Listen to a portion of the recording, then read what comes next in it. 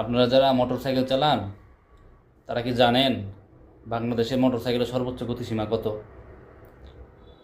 আপনি 350 সিসির গাড়ি পারমিট পাইছেন ঠিকই, কিন্তু আপনি 60 কিলোমিটারের উপরে গাড়ি চালানোর রাইট পান নাই। তারপরেও আমরা 60-এর বেশি 70-80 পর্যন্ত চালাই। কিন্তু ক্ষেত্র বিশেষে দেখা যায় বর্তমান সিচুয়েশনে রাস্তাঘাট ভালো হওয়াতে, যেমন মাওয়া এক্সপ্রেসওয়েতে, ঢাকা এক্সপ্রেসওয়েতে, এইসব জায়গাতে দেখা যায় যে কিছু তরুণ প্রজন্মের ছেলেপেলেরা এরা মোটরসাইকেল মানে চালায় না, প্লেন চালায়, আসলে বোঝা কষ্ট। কারণ মোটরসাইকেলের গতি যেখানে 70-80 মোটামুটি অ্যাডজাস্টেবল, সেখানে তারা 150+ গাড়ির স্পিড তোলে।